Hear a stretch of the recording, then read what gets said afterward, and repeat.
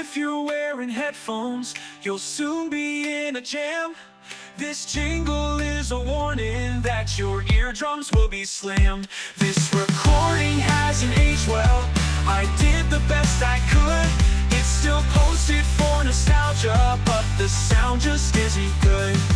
I hope you still enjoy it, but turn the volume down. Here's your feature presentation. You've been warned about the sound. Here's your feature presentation. You've been warned about the sound.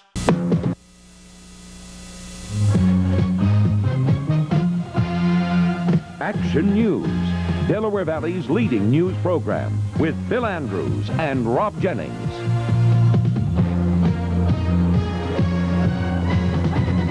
It's Philadelphia in the spotlight as the leader of the world's foremost democracy joins with two men leading their country on the first steps toward democracy. Good evening. The big story in Action News is America's birthday party, and the focus, of course, is right here in Philadelphia. The party includes President Clinton, South African President de Klerk, and African National Congress leader Nelson Mandela. For Mandela and de Klerk, the occasion was very special. They received this year's Liberty Medal. We have two live reports from Independence Mall. David Henry on the ceremonies, David Murphy on some dissenting voices. First, the ceremonies. David Henry? Well, Rob, as you can see behind me, the podium is now cleared. Most of the crowd has dispersed, but it has been a long, hot afternoon here on Independence Mall. Those who braved the weather were witness to history on this hallowed ground where so much history was made over 200 years ago. It began with a Philadelphia 4th of July tradition, the annual pageant of the state flags, hosted by our own Jim Gardner. Then it was down to the business that has focused world attention on Philadelphia. Among those speaking before the Liberty Medal presentation, the Reverend Leon Sullivan. He's the author of the Sullivan Principles that created the framework of international sanctions against South Africa. They must build a nation of united people who have been separated all their lives by fear and force and law. They must build a nation of changed minds of people who have been taught superiority for whites and inferiority for blacks for 300 years. They must build a nation. Then the Liberty Medal was bestowed by Mayor Rendell on the men who are now locked in the struggle to bring true democracy to South Africa. It is President F.W. de Klerk and African National Congress President Nelson Mandela. And here are some of the highlights of their comments today.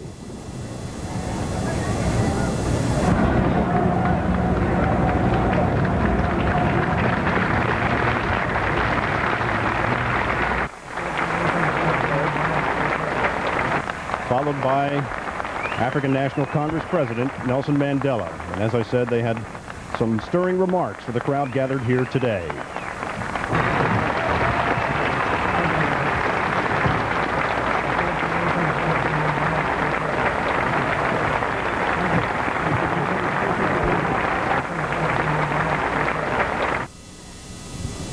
Okay, I guess we're not going to hear the remarks of Nelson Mandela and F.W. de Klerk. However, the last to take the podium was President Clinton, and he had words of high praise for both men. Here's what the president had to say today. All right, I guess we are having a raft of technical difficulties this afternoon, but the president did honor both men. There had been some controversy about F.W. de Klerk sharing this medal with Nelson Mandela. However, as President Clinton said today, both men are locked in a struggle to bring true democracy to South Africa, and without either of them, that effort might fail. So he had high praise for both men today, and of course, as we mentioned earlier, it was a historic moment. The world attention focused on Philadelphia today as the two men received the Philadelphia Liberty Medal. This is David Henry reporting live from Independence Mall. Rob? Thank you, David. Now let's go to David Murphy, who's been with some of those protesters who have tried to make their voices heard this Independence Day. David? Hey, you're right, Rob. There were a number of groups here. ACT UP, of course, you expect them just about any time any president makes an appearance in Philadelphia. People protesting the Bosnian ethnic cleansing. People from Liberia here protesting a civil war there that's been going on for 4 years that the U.S. has not helped out with any aid to end. But by far the largest group protesting here at the Judge Lewis Quadrangle today was the group that we all anticipated the most, the group that was protesting against South African President de Klerk.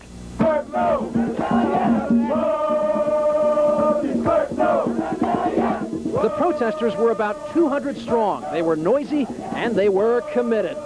We feel that to offer de Klerk the Freedom Medal here in Philadelphia, in a city that is 47% black, is obscene and outrageous. It's like inviting Hitler to Jerusalem. We want freedom for everybody, not just some people. And I can understand why Mandela would be with him. I had a chance to ask President Clinton about the protest while he was greeting the crowd. He defended both de Klerk and Mandela getting the medal. I'm delighted to be here. This is where I think a president should be on the 4th of July, especially with Nelson Mandela and President de Klerk. It's a historic day for the United States and for freedom throughout the world.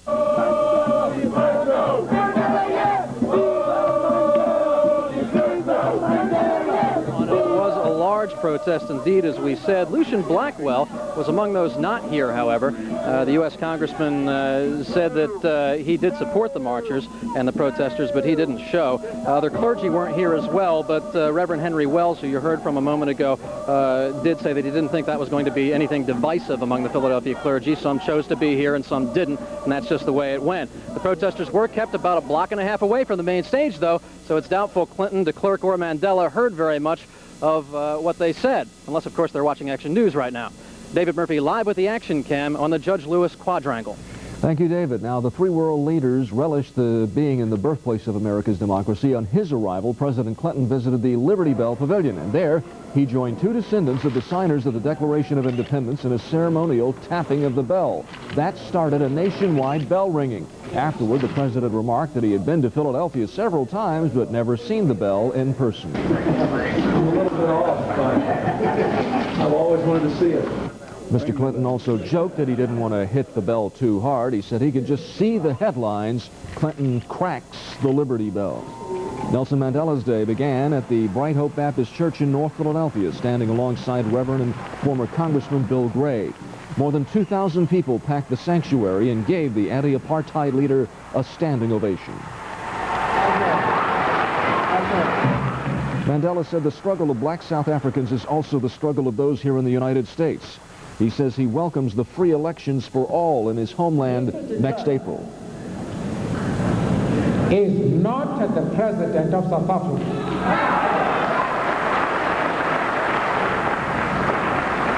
He is the president of the white minority. Mandela's remarks stirred the congregation, which made $30,000 in pledges for the ANC. Next stop, Liberty Medal Luncheon at the new Convention Center. Mandela was joined here by President de Klerk and greeted by another standing ovation from the more than 1,200 invited guests. Here, de Klerk said change is in the winds in his country. I believe that the presence here today of Dr. Mandela and myself symbolizes our nation's commitment to and longing for the liberty which your forefathers brought forth in this historic city 217 years ago. After the luncheon, the two leaders met with the media. The question centered on whether economic sanctions should be lifted against South Africa. Both men said it is time to look ahead to democracy. It is the policy of apartheid which has destroyed our economy. Nevertheless, we are saying, let's forget the past. Thus, apartheid is dead. It is still living, maybe in the hearts of people, as it lives in the hearts of people across the world. You cannot legislate racism away. De Klerk again called for the lifting of economic sanctions against his country. Mandela said it's those sanctions that help force change, but added the cost has been extreme hardship for black South Africans. The birthday party isn't over yet. This is just a breather right now for the festivities, and you can see it all again here on Channel 6 tonight. Beginning at 7, a glittering parade moves down the parkway to the Art Museum. At 9, the Philly Pops and the Pointer Sisters join to celebrate America in song. And if you love fireworks, there will be a spectacular show at the Art Museum at 10:30. If you plan to come down to any of the events tonight, we have some advice for you. Please try to take public transit. SEPTA is running a virtual weekday schedule since there will be so many streets closed in Center City. Of course, in addition to the big fireworks in Center City tonight, the Phillies are playing a night game at the Vet, so there will be a lot of traffic. This 4th of July is being celebrated in a host of different ways, and among the events, a classic American race, old-fashioned soapbox derby races held today on Fayette Street in Conshohocken. No motors or engines in these cars. They have aerodynamic designs to help them cut through the wind. At the takeoff point, they were checking it out and buffing their cars in preparation for their run in the sun today. The city of Wilmington held a July 4th festival in Rockford Park. The band played an appropriate song as people sought the shade to escape the heat.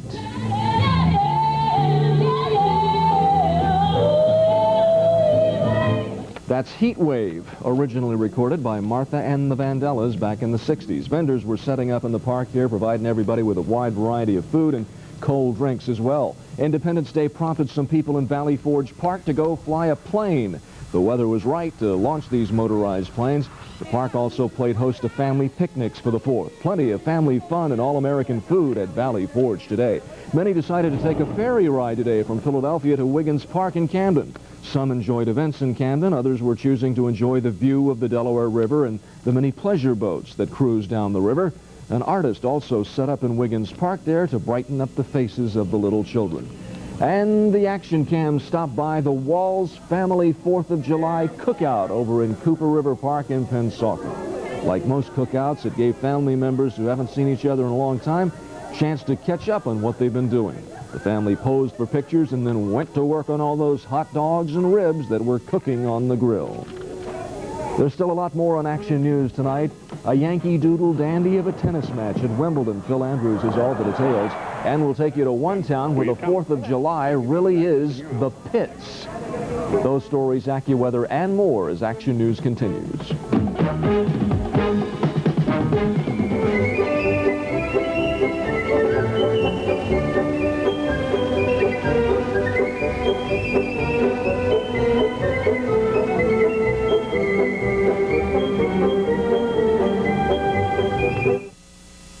New Yorkers saw a frightening sight in the sky today. A blimp crashed onto the roof of an apartment building. This is amateur video of the tragedy.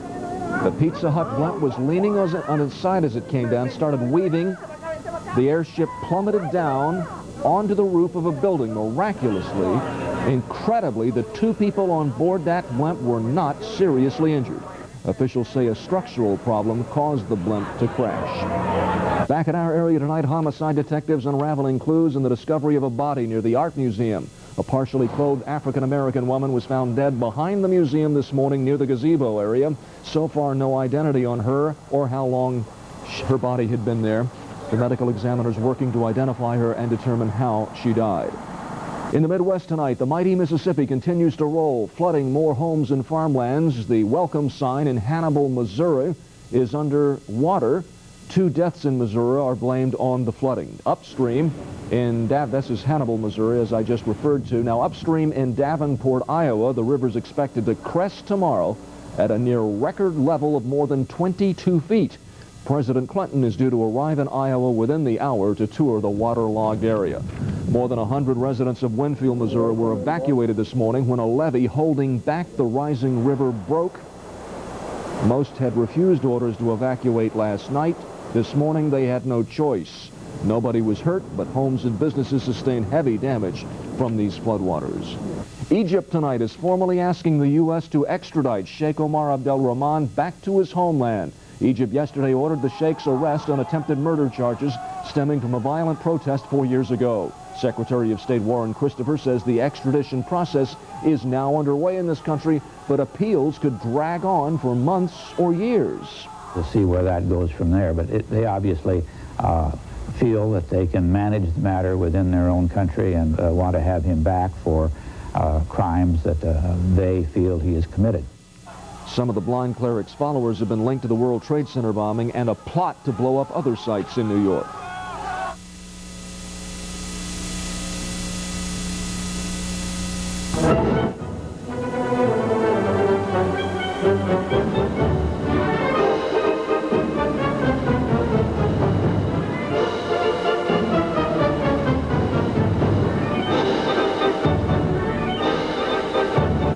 Phil Andrews here with sports, and they were celebrating the 4th over in England today. Celebrating with a game that people love, or hope to love, if you know what I'm saying. How appropriate that an American win the men's final at Wimbledon on the same day that America celebrates its independence from the same country.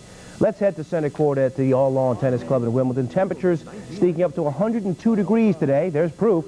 as Pete Sampras got psyched early for this one against Jim Courier. Come on! Sampras has his serve and volley game working well the entire match. Keep your eyes to the left of your television screen as he beats Courier to the corner, just in. Sampras also aced out Courier, 22 aces to 9, that one right down the middle. This, by the way, the first time since '84 two Americans have battled for the title. It's also the first time a top men's seed, as in Sampras, wins. He wins it 7-6, 7-6, 3-6, 6-3. The title, by the way, worth quite a bit of money. How much money, you say? I would say about $400 and something thousand. There it is, $457,000. Phils and the Padres wrap up a 4-game series tonight at the Vet as Ben Rivera looks to win his 5th straight. He'll throw opposite Tim Worrell. Last night, well, the Padres jumped on Danny Jackson early. Fred McGriff taking him deep for the 2-run homer. McGriff with a single, double, and 4 RBI last night as the Padres led it 2-0. Top of the second, starting pitcher Greg Harris helped his cause with a double to the wall. That made it 3-1 Padres, and it looked like the Phils were en route to a blowout. But San Diego would lead at 5-2 in the bottom of the 7th when Lenny Dykstra took one over the wall for a 2-run shot. Phils within one, 5-4. But with the Phils down 6-4 in the bottom of the 9th, bases loaded, Gene Harris strikes out Dave Hollins to end the ball game.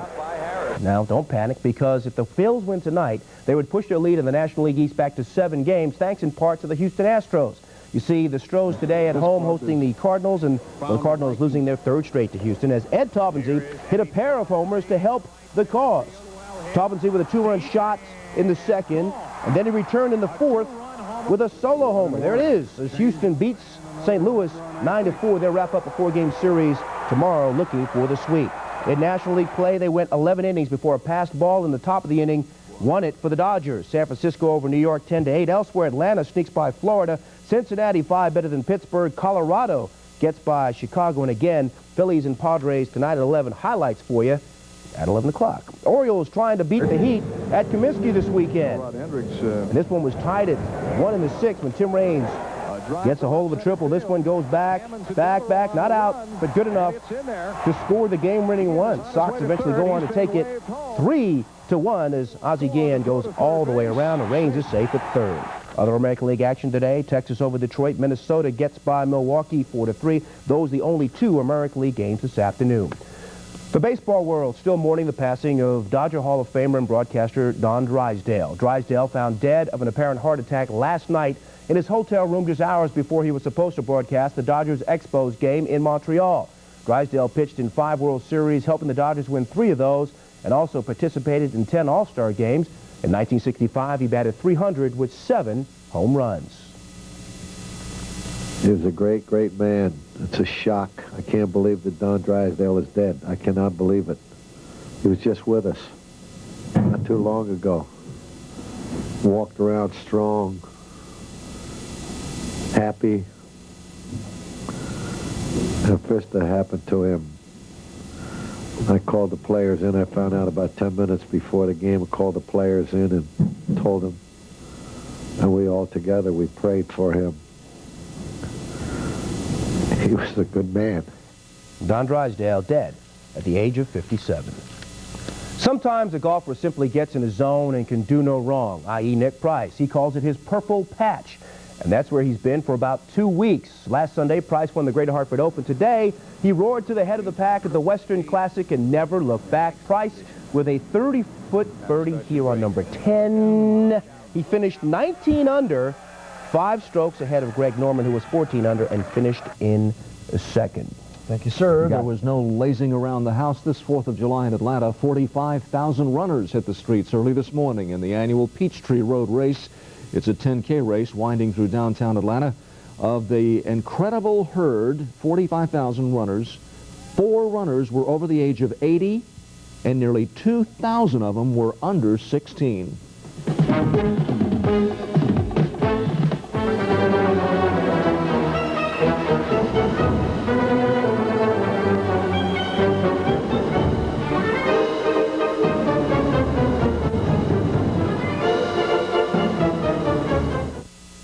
Because we are melting in the middle of a heat wave, a museum in France might look like a slice of heaven on earth for you tonight. We thought we'd show it. 2 French mountain guides have created an ice sculpture museum in an alpine glacier.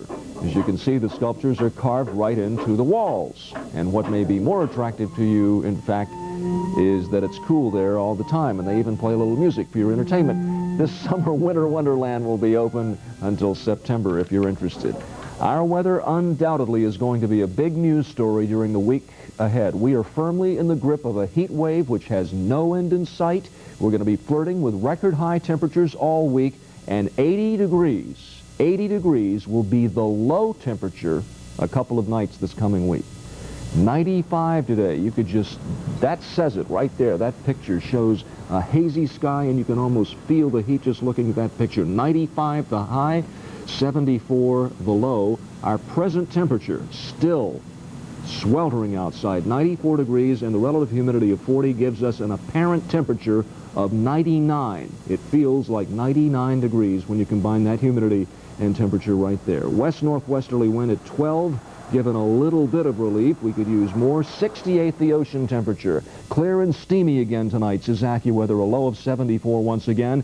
The 5-day forecast is the same each day. In fact, by now you could probably tell us the 5-day forecast. Hazy, oppressively hot and humid, temperatures in the high 90s. We could even hit 100 Wednesday and Thursday. Nighttime lows around 80 those days. The hot weather continues. Try to keep you cool. And finally, in Eau Claire, Michigan, the 4th of July weekend means spitting is not only polite, it's sporting. The town hosted its 20th annual Cherry Pit Spitting Contest yesterday. Contestants from around Michigan and Canada puckered up and spit the pits.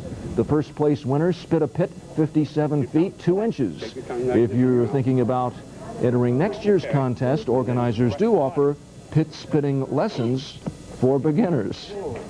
The ABC World News Sunday is next on Channel 6, followed by more of Philadelphia's 4th of July celebration with Lisa Thomas, Laurie, and Dave Roberts. Action News will be back at 11. We'll have a wrap-up of America's 217th birthday party. Now for Phil Andrews and the entire Action News team, I'm Rob Jennings. We'll see you after the fireworks tonight.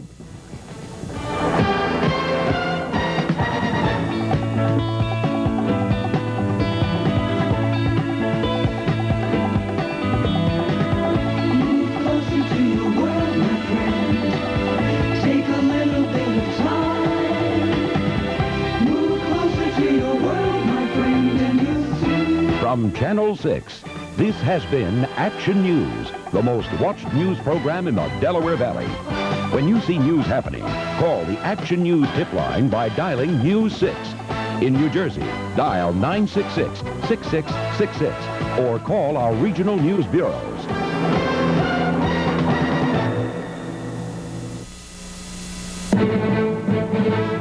From ABC, this is World News Sunday. Substituting for Carol Simpson, here's Jack Smith. Good evening. On this 4th of July, the president was in Philadelphia, and at Independence Hall, the cradle of American democracy, he gave Liberty Medals to African National Congress leader Nelson Mandela and South African President F.W. de Klerk for their struggle to replace apartheid with democracy in South Africa. ABC's Jim Wooten has the story. The president celebrated the great American holiday in the city where it all began, with a few symbolic taps on the famous old bell and ceremonies honoring the leaders of a faraway country still struggling to be born. Nelson Mandela and South African President F.W. de Klerk, who had earlier refused to be photographed together, came together with the president to Independence Hall to be awarded Medals of Freedom. De Klerk's was criticized as inappropriate for a past defender of apartheid. He focused on the future.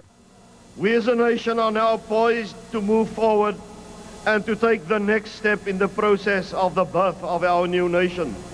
The preparations for our first national election in which all South Africans will participate. Mandela, who's been questioning the legitimacy of de Klerk's presidency, said nothing about that today, and instead expressed his gratitude for American support of blacks in South Africa. You, the peoples of the United States of America and of the world, stood with us as we fought for our political emancipation. We urge you to stay the course until freedom is won. And the president, praising both South Africans, urged Americans to pay attention to their own democracy as well. because even after 217 years, no one would say we have got it entirely right yet.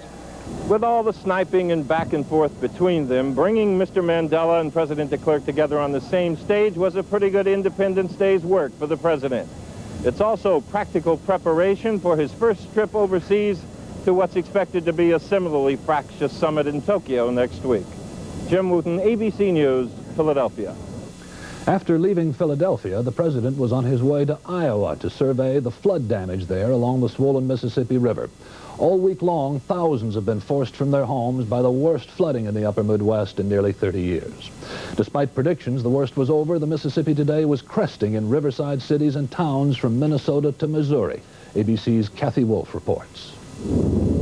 Buffalo, Iowa, population 1,200. 1/3 of the homes are in water as the Mississippi River hit a crest today at a near record of 22 feet. But people here are celebrating the 4th of July with faith. Some members of this Quaker church have lost their homes to the flood, but they're trying to take it in stride. Glenn and Gina Miller won't sleep in their house again for a long time. We went in the house yesterday and there was 22.5 inches of water from the floor to the top of the water yesterday. That was pretty depressing. We didn't expect it to get water in the upstairs, but it happened, and I guess that's part of what you get when you live along the river. The Millers can't even reach their home now. They can only see it from a distance. They're having a quiet holiday in temporary housing. I don't care whatever. At Buffalo City Hall, food was being served today to volunteers and anyone who needed a meal. Normally, the whole town would be anticipating the fireworks on the river, but to some, the spirit of helping friends harkens back to the beginning of the country. You know, we'd like to have the fireworks and stuff, but that's just trappings. We don't have to have that. This is the, people working with people. That's what it's about. And there is lots more work to do. It will be 2 to 3 weeks before the water recedes, and even though the river is hitting its high water mark now, the Weather Service warns the process could be prolonged by more rain. Kathy Wolf, ABC News, Buffalo, Iowa. In the skies over New York City this afternoon, a commercial blimp advertising for a pizza chain unaccountably went out of control and crashed onto a midtown Manhattan apartment building. At least 2 people were hurt. ABC's Bill Blakemore has more. It was a cloudless holiday in Manhattan, tourists wandering with video cameras looking for something of interest. They found it. Their videotape first caught the blimp in trouble out over the Hudson River. It started spinning, and it looked like it was trying to, almost like the guy was trying to avoid the big building. And then it span around again like this, and I could see a large gaping hole underneath the belly of it. But once we saw that hole, it was moving down fast. It came down quite quickly. Yeah, we were quite concerned for the people inside. It was a sweltering 93 degrees here on this 4th of July afternoon. Most of the people in the neighborhood here were trying to figure out how they would watch the fireworks this evening, which are just down the river, when the blimp settled down on top of this apartment building. The people in the blimp's gondola were rescued from the roof. Fortunately, the blimp had been low enough when the trouble started that by the time it hit, all of the helium had not yet escaped, and it still had a little buoyancy. Officials at the scene reported that the injuries of those on board were not life-threatening, and that the crew was beginning to describe what had gone wrong. The blimp, finally deflated, was left draped over this midtown building to amaze the usually blasé New Yorkers and this young tourist from Texas. He had thought the excitement was supposed to begin tonight. I thought, wow, I've never seen a blimp crashing before. Bill Blakemore, ABC News in Midtown Manhattan. Coming next, Egypt asks the U.S. extradite the blind sheikh. We'll have a report from Cairo. A note of anger this Independence Day at California high school band eliminated by budget cuts marches for the last time without instruments. And getting a very early start on July 4th in the Tennessee town of Gatlinburg. World News Sunday, brought to you by Lexus Luxury Automobiles. Chalk one up for diplomacy and sanctions. The first democratically elected president of Haiti, Jean-Bertrand Aristide, has signed an agreement with the Haitian general who overthrew him nearly 2 years ago. Under the plan, Aristide's to return to power in October, and it's hoped that will stem the flow of Haitians into the U.S. In Baghdad today, UN weapons inspectors announced they're pulling out again. The UN wants to install video cameras to monitor Iraqi missile test sites. Iraq says no. The Security Council's warned there'll be serious consequences unless Iraq complies. The Clinton administration has begun extradition proceedings against the Muslim fundamentalist cleric Sheikh Omar Abdel Rahman, whose followers have been arrested for 2 terrorist plots in the U.S., including the World Trade Center bombing. The request comes from Egypt, where the sheikh is wanted on charges of inciting violence. More on the story now from Dean Reynolds in Cairo. There was little outward reaction here to what was, after all, a major government policy switch. Until today, Egypt had been reluctant to bring Sheikh Abdel Rahman back because of fears that his mere presence could stir up his supporters and cause more problems for a government he has openly sought to bring down. But yesterday, this Egyptian court issued a warrant for Abdel Rahman's arrest on charges of incitement, opening a legal path for his return to stand trial. There is a court order to arrest him. Therefore, based on legal grounds, we have requested the extradition. In fact, official sources say that once the sheikh surrendered to U.S. immigration authorities on Friday, the State Department leaned heavily on the Egyptian government to take him back, arguing that with several of his followers accused of plotting terrorism in New York City, the sheikh was becoming a political embarrassment for the Clinton administration. Official Egyptian sensitivity to the subject was evident here tonight. Not one word of the policy switch or anything on the sheikh at all was mentioned on the state-run national newscast. The sheikh's lawyer promised to fight the extradition order. People here are angry at what they see as America's betrayal of democratic principles, he said. There's no telling how they will react. Tonight, within the fortress-like walls of the U.S. Embassy, a 4th of July party went on as planned. But security was heavier than normal and may well stay that way for the time being. While the sheikh could still delay the moves to extradite him, it appears more likely now that sooner or later he will become Egypt's problem once again. Dean Reynolds, ABC News, Cairo. President Clinton has a very busy week ahead of him. From Philadelphia to Davenport, Iowa today, overnighting in San Francisco. Then it's on to Tokyo for the economic summit. The leaders of the world's 7 richest nations are meeting. ABC's Bill Redeker in Tokyo now with a preview. In the sky and on the ground, 36,000 police officers are securing Tokyo and practicing to protect the world leaders who will soon arrive here. Leftist students staged a noisy but peaceful demonstration today. They want the leaders to stay home. When the 7 do arrive, they may wish they had stayed at home. Japanese politicians today began campaigning for a national election. The recent collapse of Prime Minister Kiichi Miyazawa's ruling party has essentially left Japan without a government. And that means no one here expects any trade deals at the summit. I am not very hopeful this time because Prime Minister Miyazawa is pretty much a lame duck. Nevertheless, Washington recently sent trade negotiators here to try to agree on at least a framework. The Clinton administration wants the Group of 7 to accelerate global economic growth and has targeted the Japanese, pressing them to lower their huge trade surplus by buying more American goods. The U.S. wants to sell apples here, bid on lucrative construction projects, get better access to the computer market, and export more American autos and auto parts. To sell that message, President Clinton used a news conference with foreign reporters to appeal directly to Japanese citizens. But I'm very hopeful that we will work these things out in ways that are good for both countries. I want to emphasize that.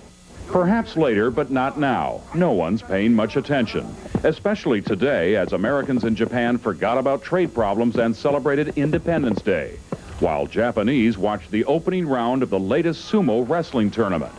Incidentally, America's star wrestlers from Hawaii, Konishiki and Akebono, both won their bouts against Japanese opponents. Bill Redeker, ABC News, Tokyo. A reminder, all this week, ABC's Peter Jennings will be reporting from Japan. World News Tonight will originate from several Japanese cities. And when we return, why this high school band is marching with boom boxes instead of instruments.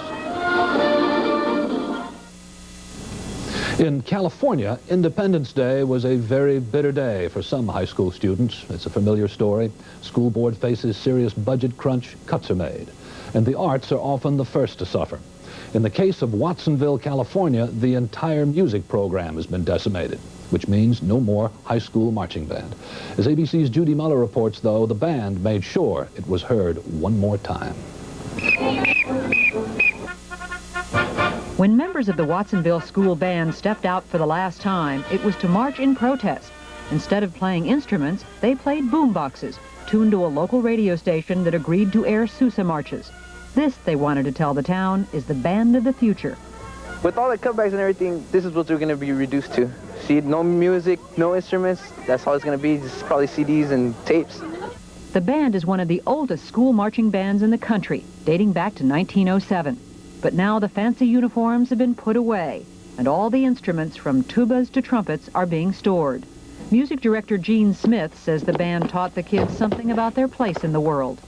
They come in here, they take out their instrument, they play their part in their special way, and they contribute to the whole in a way that no one else can. The school board voted to eliminate the band program as part of a nearly $4.5 million budget cut required to balance the school budget. The board also fired 63 teachers, including all the librarians and all the guidance counselors.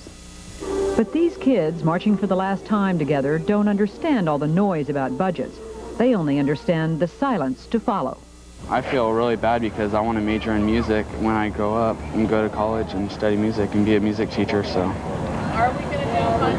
Now you can't play. Now I can't play. I have to carry my boombox. And so they had their last hurrah. Only no one felt much like cheering. Judy Muller, ABC News, Watsonville, California.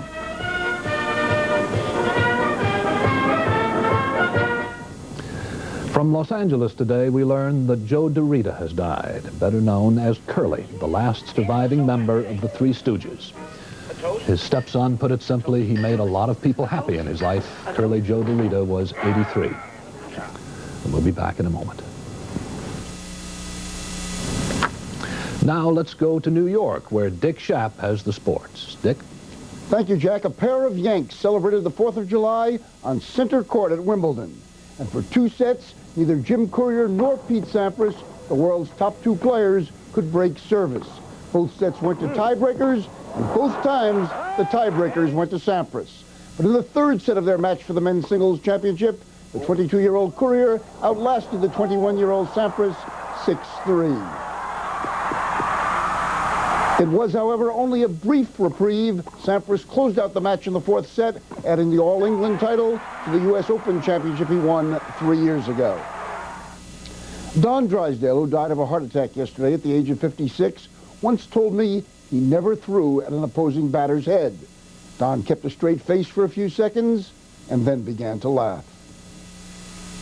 That was Don Drysdale, an intimidator with a sense of humor. He was 6'6" and 200 pounds. Batters dug in at their own risk.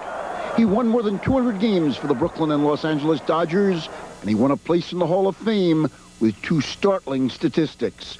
A lifetime earned run average, 2.95, and a string of 58 consecutive scoreless innings in 1968. A record that stood for 20 years till Dodger Oral Hershiser broke it in a game broadcast by Drysdale. His wife was also a Hall of Famer, basketball player Ann Myers. He loved the Dodgers very, very much. He loved his family very, very much. What a guy. Finally, a story about a member of that breed Don Drysdale considered the enemy, a hitter. Andres Galarraga has a new batting stance, an open batting stance. He turns and almost faces the pitcher. It is a frightening sight for the pitcher. Andres Galarraga, who is to the Colorado Rockies baseball team what Pikes Peak is to the mountain range, is terrifying National League pitchers this season. Halfway through the season, the cheerful 32-year-old Venezuelan is batting .401. No major leaguer has been batting over .400 on the 4th of July since Tommy Holmes of the Boston Braves 48 years ago. No major leaguer has batted over .400 for a full season since Ted Williams of the Boston Red Sox 52 years ago. If anyone had suggested a few months ago that Galarraga would be batting .400 today... Yeah, I say you're crazy because, I mean, hitting 300, that's hard. A year ago, Galarraga was barely hitting .200 for the St. Louis Cardinals. last year, and the book on him was just throw him hard stuff inside. Just pound him inside, throw the ball right by him.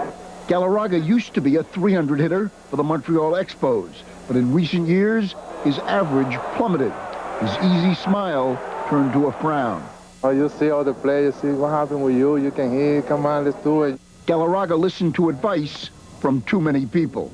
When you have 6 hitting instructors in 7 years like he did, you hear all different versions, and he's such a nice guy, you can't say no. Baylor became Galarraga's batting instructor last year. We found out that his dominant eye was his right eye, so he was only seeing the ball from this angle. So now I have him standing here. At least he has both eyes he's watching from, so he's got his head in the right spot. When Baylor became manager of the brand new Rockies this year, he drafted Galarraga. A lot of the credits, you know, what are you guys signing this over-the-hill first baseman? He's done. Because I saved the clippings, because I knew it was going to be a day that I can show him off somewhat. The day is now. Galarraga, flourishing in the thin air of Mile High Stadium, will probably represent the Rockies on the All-Star team. We've tried everything. We've tried fastballs in, he's hit them. We've tried breaking balls away, he's hit them. We've tried throwing them off speed. He's killed us.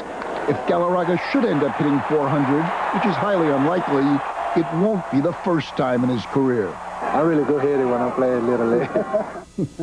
He's a really good hitter in the big leagues now. So is John Olerud of the Toronto Blue Jays, who is also batting over 400. Jack? Thanks, Dick. When we come back, celebrating the 4th. We probably don't need to remind you, but July the 4th is all about tradition. Some traditions older than others.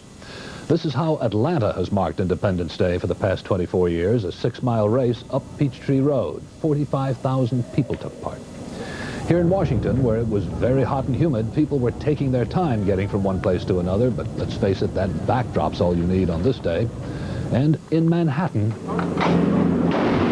a 50-gun salute, one for each state by the veteran Corps of Artillery, founded in 1790, one of the oldest active military units in the country. Which brings us to Gatlinburg, Tennessee. Why Gatlinburg? Well, it's a nice town, but apart from that, folks there tend to hold their 4th of July parade early, very early. ABC's Mike Von Friend reports.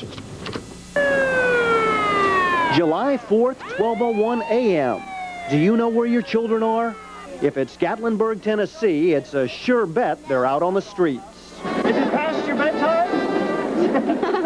Way past 9. Well, I still like to stay up late and watch the parade. We both like to stay up late.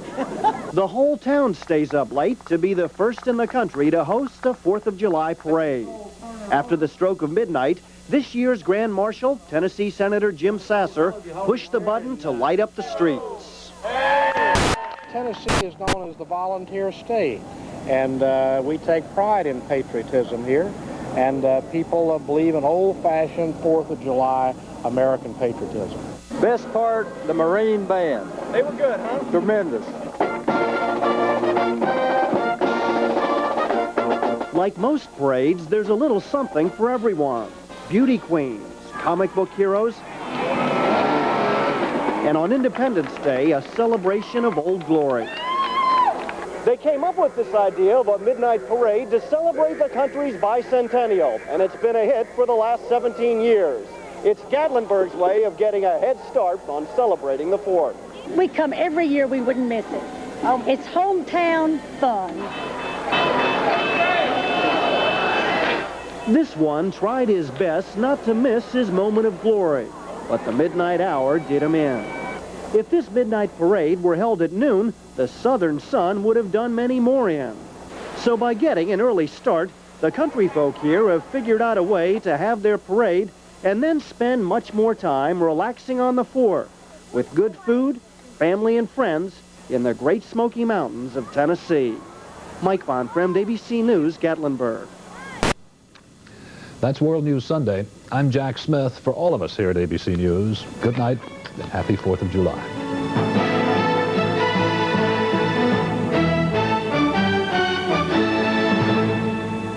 This has been a presentation of ABC News.